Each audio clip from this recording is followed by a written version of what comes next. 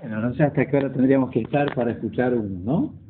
Muy bien, es un gusto para nosotros estar con ustedes en esta ocasión especial. Se están copiando las cosas malas de Buenos Aires. Hace mucho calor acá. Terrible. No sé si ustedes algunos ven mis redes.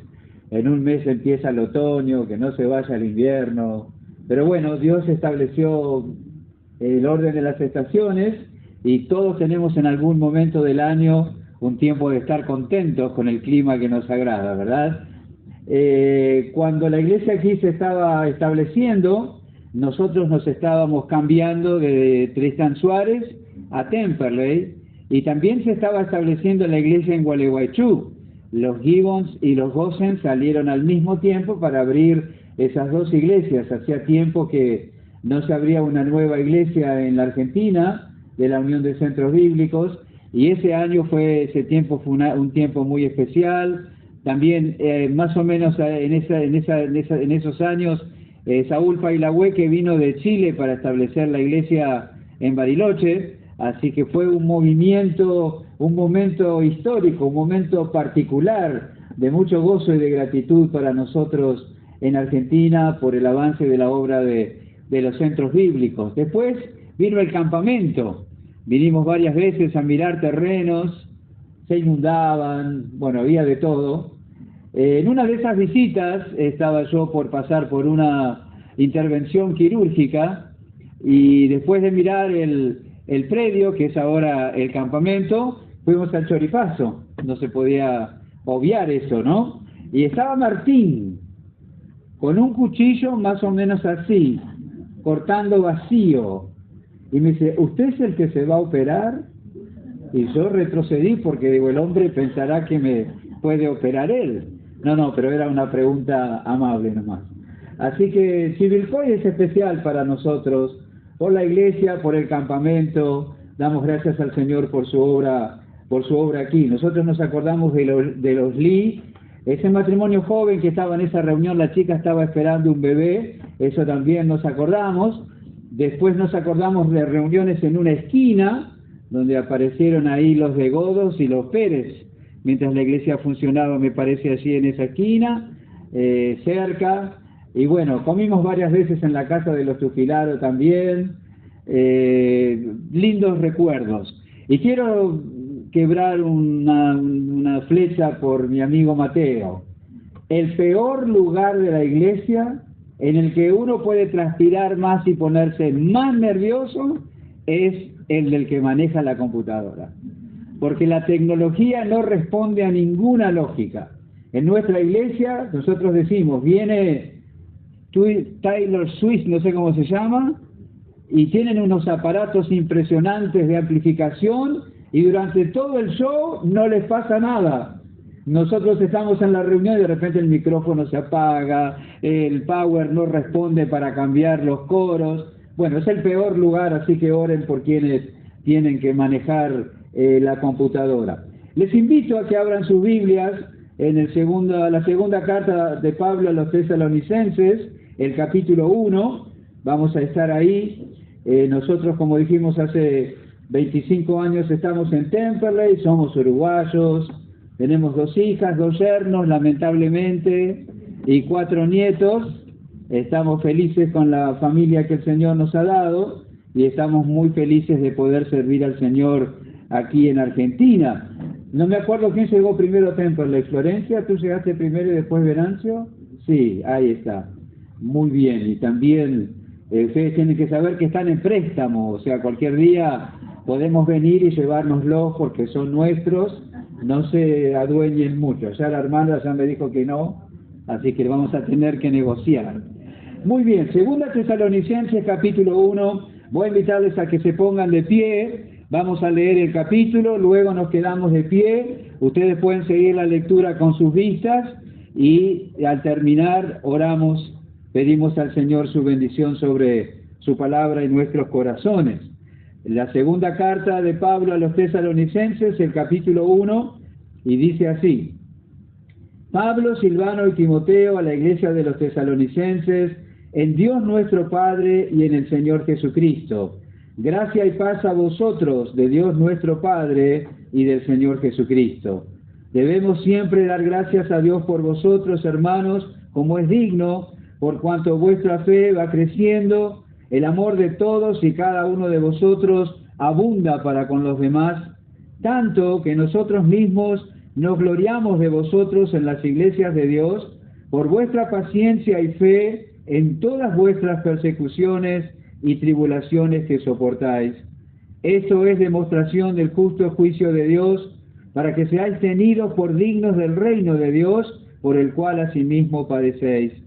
Porque es justo delante de Dios pagar con tribulación a los que os atribulan, y a vosotros que sois atribulados, daros reposo con nosotros, cuando se manifieste el Señor Jesús desde el cielo con los ángeles de su poder, en llama de fuego, para dar retribución a los que no conocieron a Dios ni obedecen al Evangelio de nuestro Señor Jesucristo, los cuales sufrirán pena de eterna perdición, excluidos de la presencia del Señor y de la gloria de su poder, cuando venga en aquel día para ser glorificado en sus santos y ser admirado en todos los que creyeron, por cuanto nuestro testimonio ha sido creído entre vosotros.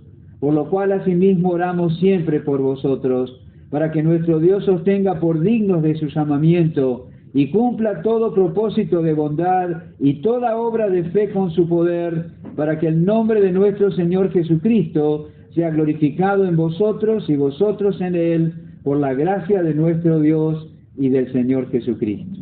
Oremos.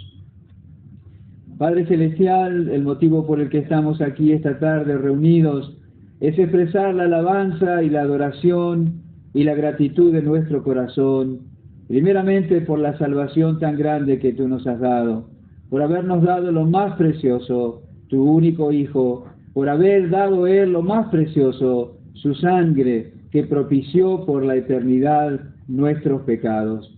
Gracias te damos, Señor, porque tú has obrado de tal manera que este mensaje, que estas buenas nuevas, que esta buena noticia llegara a nosotros, a nuestras vidas. Alguien se preocupó por nuestras almas, alguien nos compartió de Cristo, alguien nos presentó el Evangelio y estamos agradecidos por eso. Y te rogamos ahora que tú en esta tarde también recibas nuestra gratitud por el cuidado que has tenido sobre esta congregación, este testimonio en este lugar, por la libertad para predicar la palabra por todos los que han oído, por los que permanecen, por los que tú añadirás.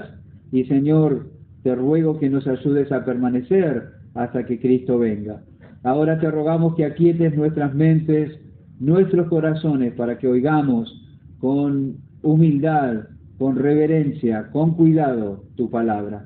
En el nombre de Jesús. Amén. Pueden tomar asiento, gracias.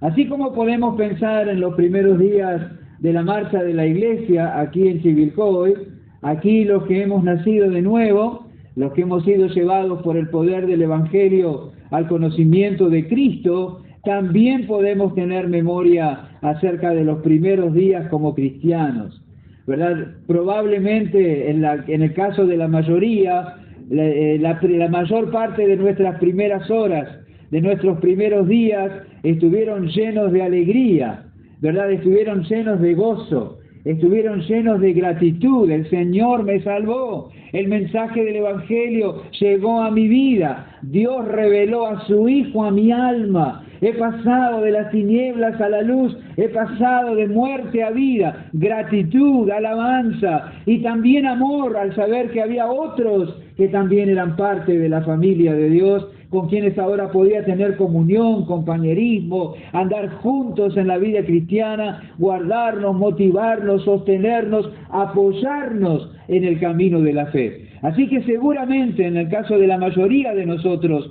disfrutamos de esas agradables bendiciones, ¿verdad? Y todo eso constituyó a la vez una motivación en nuestros corazones para seguir el gozo, la gratitud y el amor.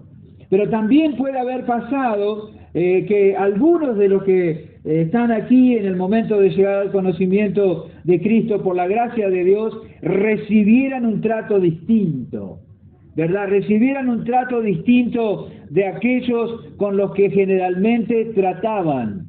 Probablemente algunos de los que están aquí cuando fueron llevados al conocimiento de Cristo, fueron objeto del ridículo, o fueron objeto del rechazo, o fueron objeto de la burla. Tuvieron que aprender muy pronto, en los primeros pasos de la vida de fe, a hacerle frente a esas disposiciones y actitudes y respuestas negativas, hostiles, y también al desánimo que esas respuestas de parte de otros pueden presentar o provocar en nosotros. Probablemente algunos de ustedes hoy estén enfrentando reacciones parecidas a esas por causa del compromiso que hicieron con el Señor Jesús. Esa fue la suerte de los tesalonicenses.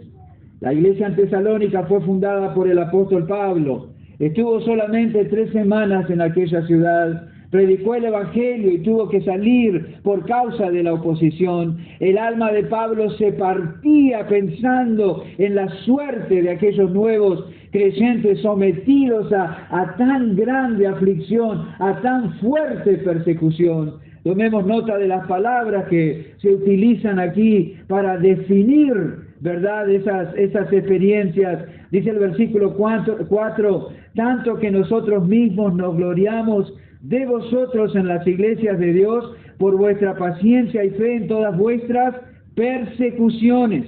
Aquí no está hablando de un dolor de muela, aquí no está hablando de un vecino que lo ha dejado de saludar, aquí no está hablando de un negocio que salió mal, está hablando de ser perseguido por causa de la fe. Dice también tribulaciones que soportáis.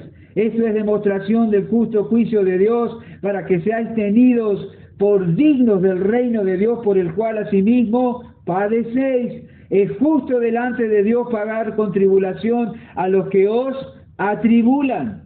¿Qué palabras que se emplean para definir las experiencias de estos creyentes? Ya ha pasado un tiempo desde su conversión cuando Pablo escribe esto, pero qué palabra, qué experiencia que define: gran tribulación, gran oposición, padecimiento. Esas fueron algunas de las experiencias que estos nuevos cristianos tuvieron en la ciudad de Tesalónica de Macedonia. ¿Y por qué razón? ¿Por qué razón se despertaron en los conocidos, familiares, vecinos, amigos, compañeros, estas respuestas hacia los creyentes? Bueno, seguramente porque ellos eran distintos a los del resto de las personas. Cuando usted vive en la luz, hay una respuesta de las tinieblas, siempre lo hay. Y siempre es una respuesta en contra. Cuando usted es un hijo de Dios, siempre hay una respuesta de los que no son hijos de Dios. Me compadezco de los creyentes que quieren estar bien con los hermanos y disfrutar de la amistad con el mundo. No se puede. Generalmente lo que vas a dejar es la comunión con los hermanos. Pero no se puede. No se puede caminar con un pie en el mundo y con un pie en la senda que marca el Señor Jesús. Y esa diferencia en los tesalonicenses, en aquellos que formaban parte de aquella congregación, despertó reacciones hostiles. Estos creyentes ya no tenían ídolos en sus casas. Estos creyentes ya no buscaban el consejo de los sacerdotes paganos. Estos creyentes ya no participaban del culto y de los sacrificios en el templo, de las procesiones sagradas. Los vecinos de ellos y tal vez hasta los parientes de ellos se habían propuesto destruir en lo posible la incipiente fe de ellos. ¿De qué manera? Retirándoles el saludo, alejándose de ellos, privándoles de los derechos y de los privilegios que pudieran disfrutar, e incluso castigándolos y hostigándolos físicamente. Estaban dispuestos a lo que fuera, con tal de manifestar su oposición, su rechazo al hecho de que se habían vuelto para servir y seguir al Señor Jesucristo. Gran tribulación, gran oposición, padecimientos. Fíjense que para estos nuevos discípulos, ser cristianos significó ser despreciados sociales, ser tratados como extranjeros, ser tratados como esclavos, ser tratados como leprosos por causa de su fe en el Señor Jesús. ¿Usted ha sido rechazado en alguna oportunidad por causa de su fe en Cristo? ¿Ha sufrido en carne propia la oposición, la hostilidad, la persecución? Entonces, de alguna manera, probablemente pueda entender lo que estos estaban experimentando. ¿Lo han puesto en ridículo? ¿Alguien lo ha hecho a un lado? ¿Usted ha sido objeto de abusos por tratar de vivir según los propósitos de Dios? ¿Usted ha tratado de ayudar, consolar a algún hermano que esté sufriendo de esta manera? Quizás usted no está seguro de ser un cristiano según la Biblia y se espanta al oír cosas como esa, ¿verdad? Y se asusta y piensa, bueno, si las perspectivas que nos plantean al ser cristianos son estas, yo no me animaría a confiar en Cristo. Si me dicen esas cosas, lo que están haciendo es animarme a dejarlo para otro momento o desechar la idea de decidirme seguir al Señor Jesús. Pero lo maravilloso que leemos aquí, en este capítulo 1 de la segunda carta de Pablo a la iglesia en Tesalónica, ese es un aspecto del panorama.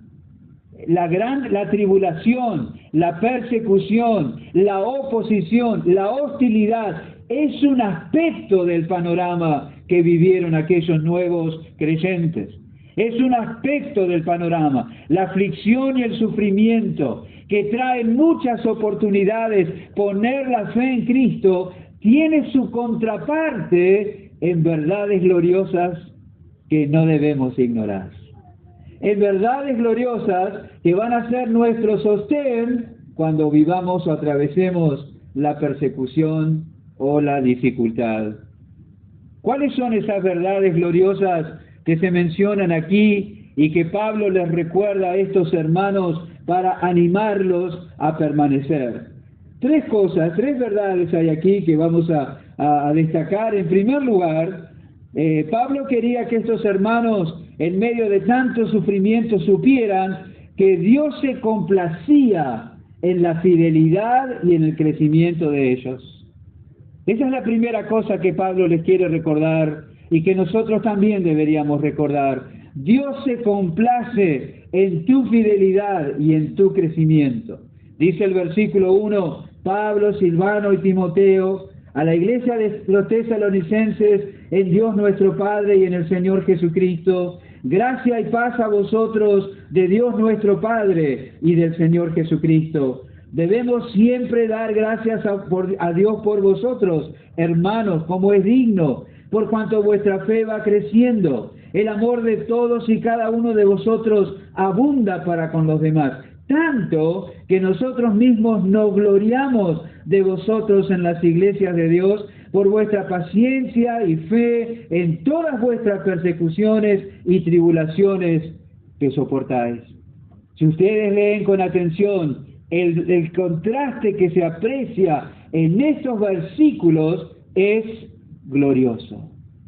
El contraste que se aprecia en estos versículos es maravilloso. La experiencia diaria de estos cristianos era de aflicción. La experiencia diaria de estos cristianos era de tribulación. La experiencia diaria de estos cristianos era de sufrimiento, pero al mismo tiempo podían disfrutar de bendiciones espirituales por estar en Cristo Jesús. Eso es maravilloso. Y ese es un aspecto de la vida que muchas veces pesa mucho menos en nuestra conciencia que el otro aspecto. Las experiencias de sufrimiento pesan más en nuestra conciencia que las bendiciones espirituales que tenemos en virtud de Cristo. Y por eso flaqueamos, y por eso retrocedemos, y por eso nos debilitamos, y por eso desertamos, porque solo vemos un aspecto de la cuestión. Es cierto, sufres, sí, pero también eres rico, bendecido abundantemente en Cristo Jesús. Fíjense que a los que habían perdido el favor con sus vecinos y eran considerados ahora enemigos, Dios y el Señor Jesús les dieron gracia y paz. Dice, gracia y paz a vosotros, de Dios nuestro Padre y del Señor Jesucristo. ¿A quién le dice eso? A los que están sufriendo. Que Dios los bendiga y Dios les permita disfrutar de toda la gracia que ha puesto para ustedes en Cristo. que ustedes puedan disfrutar y experimentar la abundancia y la profundidad de la paz que hay en Cristo Jesús. Tener fortaleza interior, tener tranquilidad en el corazón, tener pensamientos controlados y emociones gobernadas por la paz, en lugar de estar corriendo y lamentándonos y desesperándonos y tomando decisiones necias en medio de las experiencias de sufrimiento. Estaban sufriendo, pero tenían de parte de Dios la seguridad de la gracia y de la paz. Este es un saludo de Pablo, Silvano y Timoteo, ¿verdad? Quizás dice, bueno, pastor, pero el que dice eso son Pablo, Silvano y Timoteo. ¿Y de parte de quién están hablando ellos? ¿Y quién inspiró las palabras y esta carta para estos hermanos? Dios. Fue el Espíritu Santo. El Espíritu Santo está expresándose a través de Pablo. Está expresando la mente, el sentir, el corazón, la disposición del Padre y del Señor Jesucristo para con aquellos hermanos que están en medio de experiencias de sufrimientos. Estos maestros expresaban el amor y el interés de Dios por ellos. Y las almas atribuladas, aquellas almas atribuladas en Tesalónica, necesitaban entender, conocer, recordar del amor y del cuidado que Dios tiene de ellos. Necesitaban aquellos que estaban sufriendo que se les repitiera esto en el saludo de parte de sus hermanos. Dios los ama, Dios los aprecia, Dios está obrando a su favor, son de Él, tiene un plan eterno que no se frustrará. El Padre y el Hijo tienen presente el interés de ustedes. El Padre está continuamente pendiente de vuestros caminos, de vuestras experiencias, de vuestras necesidades. El Hijo está continuamente intercediendo ante el Padre por vosotros. El Espíritu Santo en forma continua nos imparte las cosas de Cristo. Él tomará de lo mío, dice el Señor antes de partir al cielo. Tomará la paz de Cristo, tomará el gozo de Cristo, tomará la fortaleza de Cristo, la impartirá a nuestras almas, aun cuando las circunstancias sean de sufrimiento y de tribulación. Es un aspecto que nosotros olvidamos. Pablo y quienes lo acompañan en esta carta y en el amor por esa iglesia, animan a los hermanos haciendo mención de esos dos planos de la experiencia del creyente.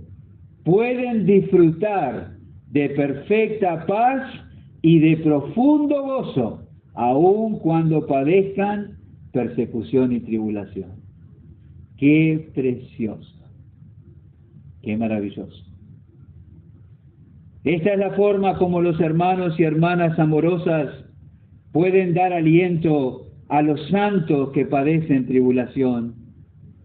Podemos decir a otros que están sufriendo palabras alentadoras para traer consuelo y ánimo a sus corazones. Nosotros también necesitamos oír y conocer estos pensamientos para nosotros mismos. Dios te ama. Y no solo eso, los que están sufriendo, los que están atravesando la tribulación, también necesitan saber que Dios valora su carácter cristiano. Qué maravilloso eso. Fíjense las virtudes a las que se hace mención aquí. Debemos, dice el versículo 3, siempre dar gracias a Dios por vosotros, hermanos, como es digno, por cuanto vuestra fe. Dios vio a aquellos hermanos sufriendo y vio el desarrollo de la fe de ellos. Dice también, la fe va creciendo y el amor de todos y cada uno de vosotros abunda para con los demás. El Señor miró y vio a sus hijos en Tesalónica padeciendo persecución, pero también vio el crecimiento y el desarrollo del amor en sus vidas. Dice el versículo 4, tanto que nosotros mismos nos gloriamos de vosotros en las iglesias de Dios por vuestra paciencia. El Señor vio la largura de ánimo, la capacidad de ser fieles a pesar de estar sometidos a una gran presión. Quizás otros no tienen ni idea de cómo es tu fe. Quizás otros ponen en duda la sinceridad de tu amor. Quizás otros no tienen ni idea de la profundidad y lo arraigada que está tu paciencia en tu carácter, en el andar con el Señor. Pero Dios lo ve. Él se complace cuando ve nuestro crecimiento, cuando ve el desarrollo del carácter cristiano en nosotros. Pablo se los hace saber. Nosotros damos gracias por estas cosas. El Espíritu está expresando también esto. El Espíritu inspiró a Pablo a escribir estas palabras. El amor y la fidelidad son valores verdaderos, valores más importantes que las posesiones e incluso más que la vida física. Sabe que el amor y la fidelidad en crecimiento pueden soportar el peso de la aflicción.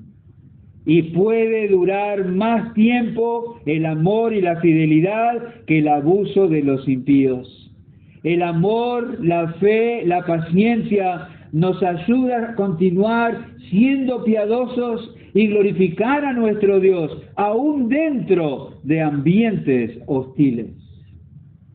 Qué bueno eso. Los cristianos debemos hacerles saber a nuestros hermanos que todos los actos de amor, que todos los actos de resistencia, que todos los actos de fidelidad son conocidos y apreciados por el Señor. Lo son. Eran conocidos y apreciados en los tesalonicenses. Son conocidos y apreciados también en nosotros. Tú sufres, tú permaneces en la fe, tú ejercitas la paciencia, tú soportas con gozo, tú alabas al Señor a pesar de todo, tú sirves a otros, ¿nadie lo ve? No, el Señor lo sabe. Él sabe, se complace cuando a pesar del sufrimiento seguimos creciendo en la vida espiritual.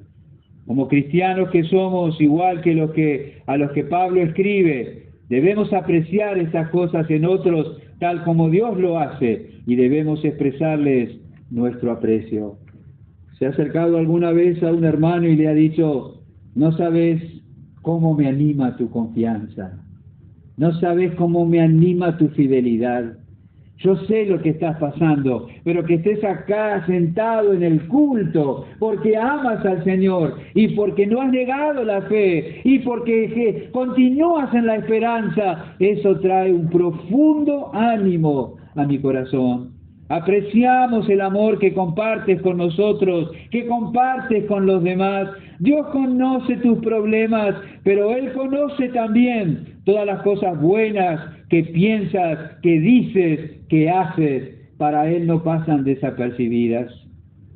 ¿Sabe que cuando apoyamos y motivamos a los que están haciéndole frente a momentos difíciles, estamos reflejando la mente de Dios? Porque cuando Dios miró a aquellos hermanos, por supuesto, vio la tribulación, vio la persecución, pero vio la fe, pero vio el amor, pero vio la paciencia. Y los alentó, y los reconoció, y los animó, y los felicitó, podríamos decir, de alguna forma por eso. Así que en medio de aflicciones y tribulación, recordemos esta verdad. Aunque mi experiencia diaria, tangible, sea hostil, soy recipiente de verdades espirituales. Soy recipiente de bendiciones espirituales. Y Dios se complace en mi fidelidad y en mi fortaleza. Eso deberíamos recordar y también recordárselo a otros. En segundo lugar, estos hermanos en Tesalónica, en medio de aquellas experiencias de sufrimiento, y nosotros cuando estemos atravesando experiencias de sufrimiento, también deberíamos recordar que Dios se encargará de los que nos persiguen. Dios se encargará de los que nos persiguen. El versículo 5 dice, esto es demostración del justo juicio de Dios, para que seáis tenidos por dignos del reino de Dios, por el cual asimismo padecéis, porque es justo delante de Dios pagar con tribulación a los que os atribulan. Y a vosotros que sois atribulados, daros reposo con nosotros cuando se manifieste el Señor Jesús desde el cielo con los ángeles de su poder, en llama de fuego, para dar retribución a los que no conocieron a Dios, ni obedecen al Evangelio de nuestro Señor Jesucristo, los cuales sufrirán pena de eterna perdición, excluidos de la presencia del Señor y de la gloria de su poder, cuando venga en aquel día para ser glorificado en sus santos y ser admirado en todos los que creyeron, por cuanto nuestro testimonio ha sido creído entre vosotros. Dios se encargará de los que nos persiguen. No son pocos los creyentes que tropiezan en esto. Yo me esfuerzo por hacer lo bueno, yo me esfuerzo por seguir al Señor, yo me esfuerzo por mostrar fidelidad, yo me esfuerzo por mantenerme apartado de aquello que sé que desagrada al que me salvó, y sin embargo me va re mal en la vida. Y mirá mis vecinos, o mirá mis parientes, o mirá mis compañeros, se burlan de Dios, no tienen a Dios en cuenta en sus vidas, viven como se les da la gana, utilizan los recursos y los dones que Dios le da para agradarse a sí mismos o para servir a las tinieblas, y sin embargo les va bien. ¿Por qué razón hay esa dicotomía, esa diferencia, ese corte? ¿Por qué sufre el justo y no sufre el injusto? Ese fue el enigma que tuvo perplejo a Job, y sus amigos se apuraron para darle una respuesta. No te hagas el tonto, Job, vos estás sufriendo porque pecaste. Por más que intentes decir que no, la razón es porque los justos no sufren, los que sufren son los injustos. No sé dónde vivía esa gente, en una cueva, ¿no? O habría poca gente en la tierra en ese entonces. Pero el sufrimiento no tiene lógica. El sufrimiento responde a la soberanía de Dios, no a la lógica humana. Asaf, uno de los salmistas, también a él le fue difícil entender la injusticia, según leemos en el Salmo 73. Los cristianos de hoy día también enfrentamos eso. La injusticia puede causar que nos llenemos de resentimiento contra los demás e incluso que nos llenemos de resentimiento contra Dios. Lo puede hacer. Por lo tanto, es importante que nosotros tengamos bien en claro, bien establecido en nuestra mente, en nuestro corazón, lo que Dios ha dicho en cuanto a esto. Mientras nosotros tratamos de entender el obrar de Dios sobre ese asunto, podemos tener certeza de dos cosas que se exponen aquí en el capítulo 1. La primera es, podemos estar seguros de que Dios se encargará de los que nos persiguen. Podemos estar absolutamente seguros. ¿Se han levantado contra ti por causa de tu fe en el Señor Jesús? ¿Te han calumniado, te han difamado? ¿Verdad? ¿Te han dejado de lado, te han ignorado, te han ridiculizado? Ya no quieren saber más nada contigo. ¿Qué vas a hacer? ¿Cómo vas a responder? Bueno, la primera cosa que tienes que saber es que Dios se encargará de los que nos persiguen. El Señor impartirá justicia. Los que no acepten la voluntad de Dios revelada en la Escritura serán castigados. Y eso incluye a los que persiguen al pueblo de Dios. El justo juicio de Dios caerá sobre los perseguidores no arrepentidos. Hay una palabra horrible en el versículo 9, excluidos. ¿Pueden sentir la fuerza de esa palabra? Excluidos, dejados afuera, dejados aparte, sin ningún derecho. Ellos van a ser excluidos de todas las bendiciones, tanto de las bendiciones materiales como de las bendiciones espirituales que da el Señor, excluidos de la presencia del Señor. El Salmo 16:11 dice, me mostrarás la senda de la vida, en tu presencia, excluidos de la presencia. En tu presencia hay plenitud de gozo, delicias a tu diestra para siempre. Los que no se arrepienten, los que persiguen a los justos, quedan afuera de eso. No disfrutarán de eso. están excluidos de esas bendiciones maravillosas que tenemos en virtud de Cristo.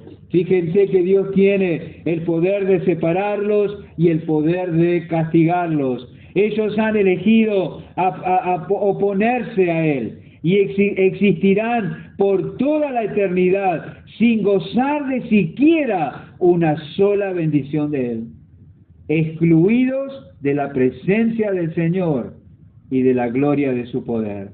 Esto, en otras palabras, es sinónimo de sufrirán pena de eterna perdición. No quisiéramos que estés del lado de los que se oponen. No quisiéramos que estés del lado de los que no creen. No queremos que persistas en el lado de los que resisten a Dios. No queremos que permanezcas en la fila de los que no le glorificaron como a Dios ni le dieron gracias. No queremos que te quedes ahí en el lugar de decisión de entronizar el yo y olvidarte del Dios del cielo. No queremos que te quedes ahí. Queremos que el Señor te dé conciencia de tu necesidad, de tu condición miserable, y te haga entender que mereces un castigo eterno por tu rebelión. Y todavía te atreves no solamente a vivir como quieres, sino a oponerte o burlarte de los que quieren vivir como le agrada a nuestro Dios. Tristísima la condición, tristísima, pero hay esperanza, porque vino Cristo y Él puede librarte de la condenación eterna. Al rechazar a Jesús, el único Salvador, rechazan la oferta de salvación que Cristo da. Por lo tanto, han elegido estar alienados de Dios y de sus bendiciones, en lugar de elegir el perdón. Eso es muy triste. El Señor nos asegura aquí la Escritura, se encargará de los que nos persiguen. ¿Qué ánimo tendría que haber causado, verdad, en los creyentes en Tesalónica esa verdad? Él se va a encargar de ellos. Hace poco vi una cosa en Instagram o en YouTube, uno de esos certámenes que hacen en diferentes partes del mundo, donde niños cantan. Y uno de los niños, con una voz maravillosa, creo que era en Chile, cantaba himnos cristianos en el certamen. Precioso como cantaba, preciosos los himnos. Y una de las coaches del jurado allí lo llamó y le dijo: si yo voto para que continúes en el concurso, ¿todas las canciones que vas a cantar de acá en adelante también son himnos cristianos? Y él dijo: sí. Entonces no te voy a votar. Entonces no. Terrible, ¿no? ¿Cuántos hay que sufren el desprecio por estar identificados con el Señor Jesús? Y nosotros muchas veces nos esforzamos por quedar bien con aquellos que rechazan al Señor Jesús. La Biblia habla de aquellos de los cuales el mundo no era digno. Andaban por las cuevas, escondiéndose, tratando de salvar su vida, aunque estaban dispuestos a perderla. Y dice la Biblia, el mundo no era digno de ellos. Tenían un valor y una esencia y un vigor espiritual que nacía de su amor y confianza en el Señor. ¿Cuántos hay que quieren el aplauso del mundo cuando lo que el mundo quiere es sacarte de su vista? Porque tu piedad denuncia su pecado. Tu piedad denuncia su pecado.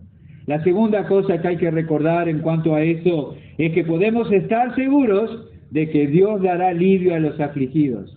Así como castigará a los que persiguen, sean tus parientes, tus vecinos, tus colaboradores en el trabajo, quienes sean, también podemos estar seguros de que Dios dará alivio a los afligidos. Fíjense en ese contraste tan maravilloso. Versículo 6, es justo delante de Dios pagar con tribulación. Con tribulación. Y después dice a los que os atribulan, ¿no? Y a vosotros que sois atribulados, daros reposo. ¿Quieres reposo? A veces decimos, ¿cuándo se terminarán las pruebas? ¿Cuándo se terminarán las dificultades? ¿Cuándo se terminará la oposición? Aquí dice cuándo, en aquel día. Quizás la suerte ahora, nosotros queremos las chancletas, la reposera, el sombrero, el juguito, la sombra y la playa. Pero acá en esta vida no es así. En esta vida es la armadura, la vestimenta que tenemos que llevar. El reposo será después. Será después, cuando Dios trate con aquellos que nos afligen. Fíjense, los que dan aflicción recibirán aflicción, y los que son afligidos recibirán reposo. ¡Qué bueno! Es palabra del Señor, Él lo promete. Para estos, para los afligidos, el descansar de este maltrato es tan seguro como el castigo que van a recibir los perseguidores.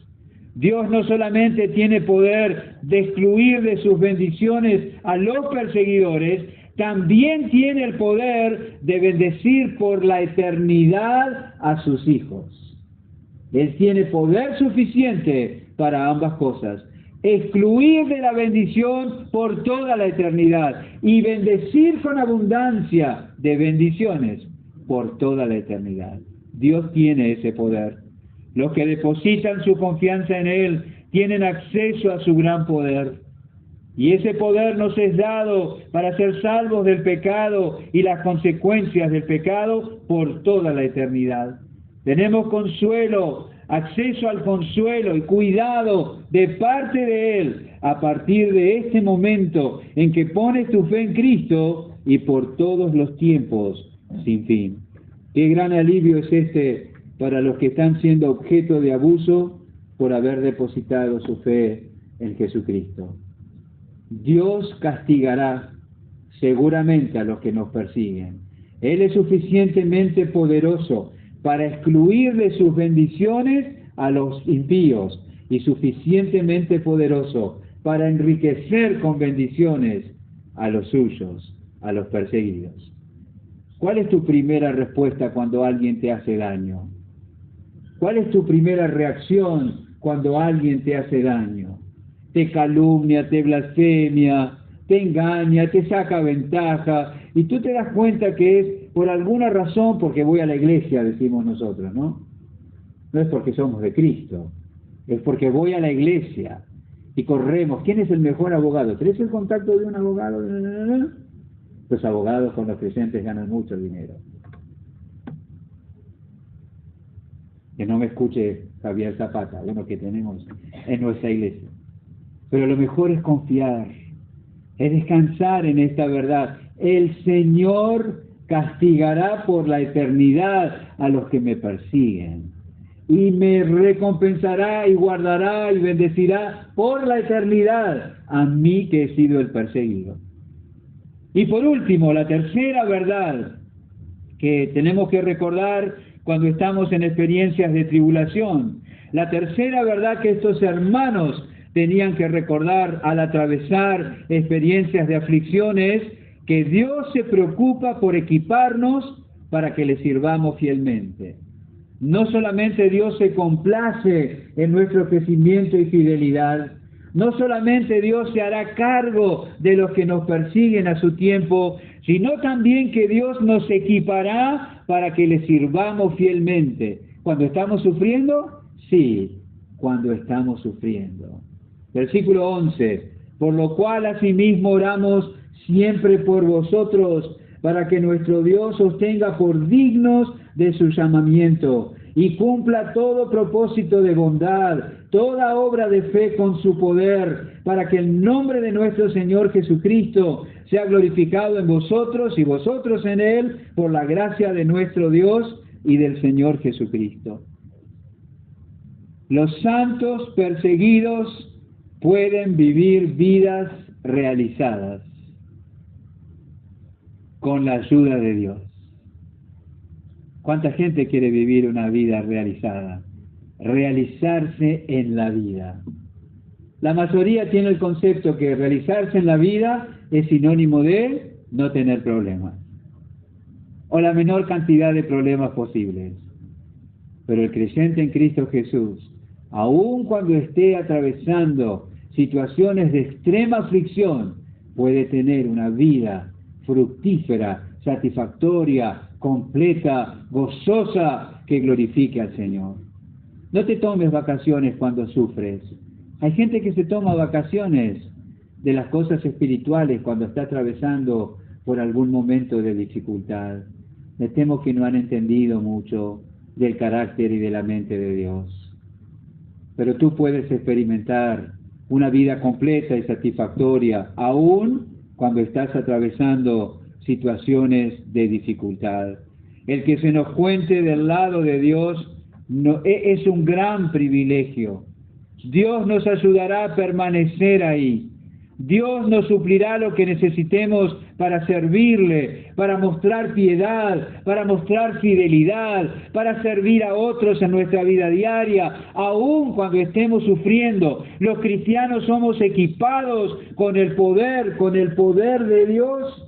Que el Señor los tenga por dignos de su llamamiento, que cumpla todo propósito de bondad y toda obra de fe con su poder, dice ahí el versículo 10. Cuando sufre, Él se equipa con su poder para que continúe sirviéndole, glorificándole, influyendo en otros, colaborando para el progreso del Evangelio, animando a los que están en dificultades. Él lo hará, su poder te equipará para eso. Dios ayudará a los santos perseguidos a mostrar ese poder en su vida diaria. No debemos pensar que somos salvos porque somos siervos de Dios. Somos siervos porque somos salvos. Estamos agradecidos por su gracia y por las bendiciones que la gracia nos ha traído. Y queremos ser usados como Él quiera para reflejar su gloria a los que están a nuestro alrededor. Pablo les recordó a los efesios, ustedes seguro lo recuerdan también, porque por gracia sois salvos por medio de la fe, y esto no de vosotros, pues es don de Dios, no por obras para que nadie se gloríe, porque somos hechura suya, creados en Cristo Jesús para buenas obras, las cuales Dios preparó de antemano para que anduviésemos en ellas. Algunos piensan que las obras, esas buenas obras que Dios preparó de antemano, sufren un paréntesis cuando nos enfermamos, cuando nos quedamos sin trabajo, cuando alguien no nos ama. ¡No! El camino de buenas obras atraviesa todas las experiencias y le glorificamos y no necesitamos andar buscando recursos de no sé dónde, porque Él nos equipa con su poder, dice aquí en el versículo 11. Con su poder cumplirá todo propósito de bondad y toda obra de fe, aun cuando está sufriendo. ¿Cuál será el resultado? Las personas dirán, ¿y este? ¿Aún sufriendo como sufre? ¿Puede tener ese gozo? ¿Puede seguir cantando? ¿Puede seguir haciendo su trabajo fielmente? ¿Puede seguir preocupándose por otras personas? ¿Cómo puede ser? No encontrarán explicación porque no la hay en los términos naturales. Las personas verán la evidencia del poder de Dios en nosotros. Verán cómo se comportaría Dios. Verán cómo se comportó Jesús al ver a los cristianos vivir vidas piadosas aún en medio de las aflicciones. Y eso traerá gloria y honra al Señor Jesús. Esto necesitaban recordar aquellos hermanos, que cuando sufrieran debían acordarse que Dios se complacía de su crecimiento y su firmeza. Cuando sufrieran deberían acordarse que Dios va a castigar a los que le causaran sufrimiento. Y cuando sufrían deberían recordar que a pesar del sufrimiento y en medio del sufrimiento, Dios los puede equipar con su poder para un servicio eficaz y que le glorifique a Él. Esas cosas les ayudarían y les equiparían a continuar en medio del sufrimiento. Cuando Él venga, en aquel día, se terminará el sufrimiento. Gloria a Dios. Ojalá que anhelemos la venida de Cristo, porque no vamos a pasar más tribulación. Hay otros motivos más nobles para amar la venida de Cristo. Ya no voy a ofender más a mi Dios. Ya no voy a pecar más. Qué maravilloso será eso. Pero cuando venga en aquel día para ser glorificado en sus santos, ser admirado en todos los que creyeron, nos gozaremos y alabaremos a nuestro Dios. En aquel día el que está viviendo en confort será afligido y el afligido será confortado. ¡Qué gran mensaje para los santos que sufren! 3 aplicaciones prácticas o 3 preguntas que quiero dejar al terminar. Primero, mira un poquito hacia atrás. Y cuando miras hacia atrás, ¿cuál ha sido tu actitud en experiencias pasadas de sufrimiento? ¿Cómo has respondido en el pasado, quizás ayer o la semana pasada o el año anterior? ¿Cómo has respondido en el pasado en experiencias de sufrimiento?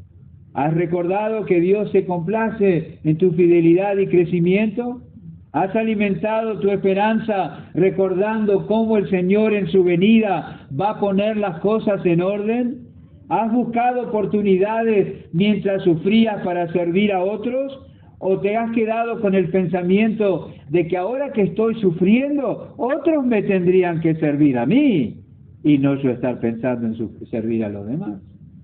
¿Cuál ha sido tu actitud en experiencias pasadas de sufrimiento? En segundo lugar, ¿te propondrás de aquí en más tomar en serio las verdades que aparecen aquí en 2 Tesalonicenses capítulo 1 y procurar enfrentar la aflicción futura en otra forma? No solamente viendo una parte del panorama, no solamente viendo la experiencia tangible y comprobable por los sentidos, o también dejando que pese en tu conciencia las verdades espirituales que pueden soportar y fortalecer el ánimo y la confianza. Te esforzarás por recordar qué cosas son aquellas en las que se complace Dios y procurarás desarrollarlas. Te sostendrás recordando que las cosas finalmente serán ordenadas en la venida de Cristo y que ahora que tú que sufres serás consolado eternamente. Te extenderás hacia otros para animarles y sostenerles, aun cuando sus experiencias sean de tensión, de hostilidad y de aflicción, o actuarás en forma infantil. ¿Cómo será? ¿Cómo lo has hecho en el pasado? ¿Cómo lo vas a hacer a partir de ahora? Y por último, ¿dentro de cuál de los 2 grupos que se mencionan aquí estarás tú cuando Cristo venga? ¿En cuál de los 2 grupos estarás tú? ¿Entre los que sufrirán pena de eterna perdición o entre los que recibirán reposo porque su suerte aquí fue de tribulación por amor al Señor Jesús? ¿Entiendes que hay solamente 2 posibilidades? O estás entre los que han confiado en Él o estás entre los que no han confiado en Él. ¿Estás entre los que no han confiado en Él y tienes en poco a los que sí lo han hecho? ¿O estás entre los que han confiado en Él y si les toca sufrir por Cristo, lo hacen con gozo porque le aman y desean glorificarle? Un problema de nuestro tiempo es el peso que tiene en la conciencia las cosas que vemos o que experimentamos por los sentidos, y el poco peso que tienen nuestras conciencias las realidades espirituales. Pídele al Señor que Él te ayude a vivir cada día en base a las realidades espirituales, y así le glorificarás y llevarás fruto para su gloria. Oremos. Te agradecemos, oh Dios, por la oportunidad de detenernos en esa porción de la Escritura. Muchas gracias por traer consuelo y aliento a nuestros corazones con estas palabras. Ayúdanos a recordar esas verdades cuando estemos atravesando dificultades y aflicciones. Y danos amor e interés por recordarle a nuestros hermanos estas verdades, cuando ellos también estén atravesando tiempos de aflicción y dificultad. Gracias, oh Dios, por mirar y complacerte en las virtudes espirituales que por tu gracia se desarrollan en nosotros. Gracias por hacernos acordar que en aquel día todo se pondrá en orden, las cuentas se cerrarán, no habrá ninguna evidencia de injusticia. Tú serás reivindicado y nosotros nos gozaremos en ti. Y gracias, oh Dios, porque aun cuando nuestra experiencia continua sea sufrir, podemos tener vidas útiles, equipados con tu poder. Vidas gozosas, equipados con tu poder. Necesitamos recordar estas cosas. Oh Dios, usa tu palabra en nuestros corazones. En el nombre de Jesús. Amén.